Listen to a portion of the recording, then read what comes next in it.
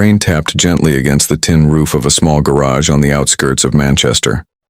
Inside, Daniel Harper wiped grease from his hands and sighed. Business had been slow for weeks. Since his father passed away, the garage felt emptier than ever. Though every tool still hung where it always had, Daniel believed in honest work. He never overcharged, never lied about repairs, and never forgot a face. Yet honesty did not always pay the bills. The landlord had already warned him about late rent. Still, he refused to compromise his principles. His father had built this reputation carefully. One gray afternoon, a battered blue Ford Focus limped into the yard, coughing smoke from its bonnet. A woman stepped out, her coat thin against the cold. She looked exhausted, but determined. A small boy sat quietly in the passenger seat, clutching a worn teddy bear. Daniel approached with a reassuring smile. "Afternoon. Looks like she's struggling a bit." The woman nodded, brushing damp hair from her face. "It broke down twice already. I can't afford a tow again." Her voice carried both embarrassment and quiet pride. Her name was Emily Carter. She explained she worked double shifts at a local cafe while raising her 6-year-old son, Oliver. The car was essential. Without it, she could not reach work on time, nor take Oliver to school across town. Daniel lifted the bonnet and inspected the engine carefully. The radiator had cracked and several hoses were worn thin. It was more serious than Emily realized. He calculated the cost silently, knowing it would be heavy for someone already struggling. He turned back to her gently. "It needs proper fixing, not just patching. I'll sort it." Emily hesitated. "How much?" Daniel paused, thinking of his own unpaid bills. "We'll figure that out later," he said quietly, surprising even himself.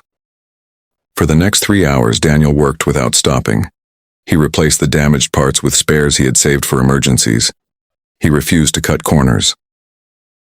Oliver watched from a bench, fascinated by every movement, asking curious questions about engines. Daniel found himself smiling more than he had in months. The boy's curiosity reminded him of his younger self, standing beside his father in this very garage. Teaching Oliver small things about tools felt strangely natural and comforting. When the car finally started smoothly, Emily's eyes filled with relief. "You've no idea what this means," she whispered. She opened her purse nervously. "I only have a bit now. I can pay the rest in installments." Daniel shook his head. "Pay what you can. The rest can wait." Emily stared at him, searching his face for hidden motives. There were none, only quiet sincerity. In that moment, something shifted between them. A seed of trust planted gently. Over the following weeks, Emily returned to the garage often. Sometimes for small checks, sometimes simply to thank him again. Oliver began bringing drawings for Daniel. Colorful pictures of cars and stick figures labeled Mom, Me, and shyly, Dan. Daniel did not notice how quickly routine turned into anticipation. He found himself looking at the clock near closing time, wondering if the blue Ford would appear. The garage no longer felt as lonely in the evenings. One Saturday, Emily arrived without the car. She carried takeaway coffee and a nervous expression. Oliver ran ahead, hugging Daniel around the waist without hesitation. The simple gesture caught Daniel off guard but warmed him deeply. They sat together on old wooden crates talking about ordinary things. School troubles, long shifts, rising bills. Emily spoke honestly about raising Oliver alone after his father left before the boy was born. There was no bitterness, only quiet resilience. Daniel listened more than he spoke. He admired her strength, the way she refused to complain despite hardship.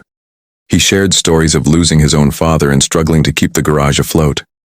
Their pain felt different, yet somehow understood. Weeks turned into months. Daniel began helping Oliver with homework after school while Emily worked late shifts.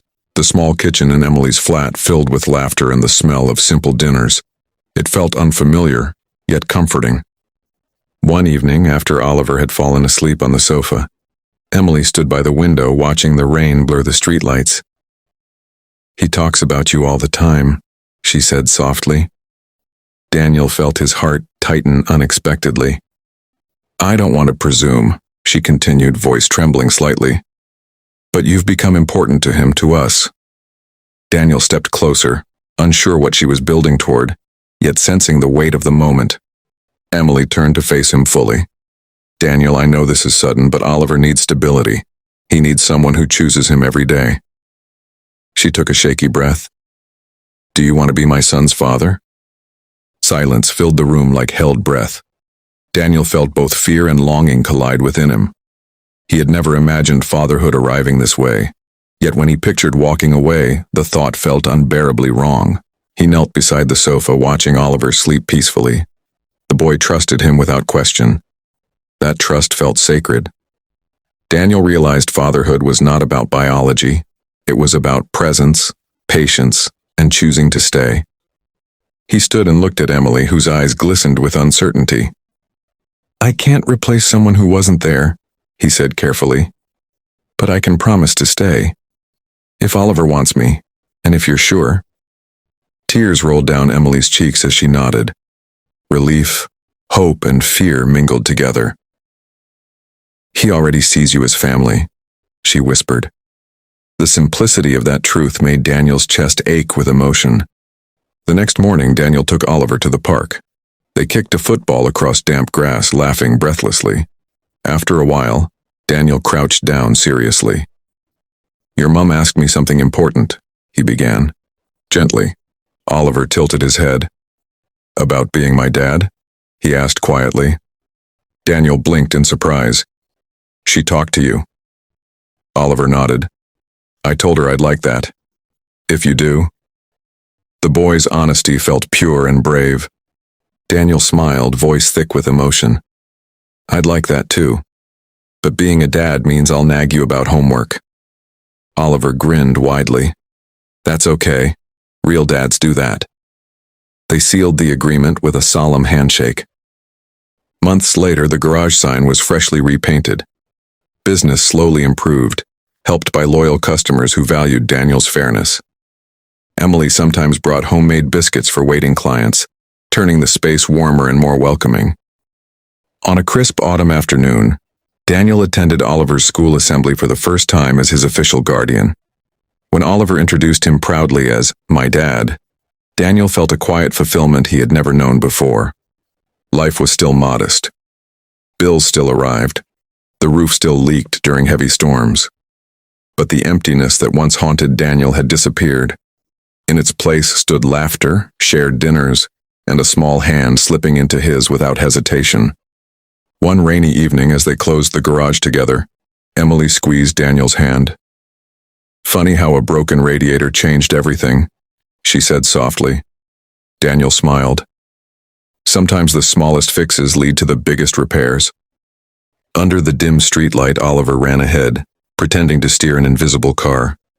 Daniel watched him fondly, knowing that family was not something you simply inherited.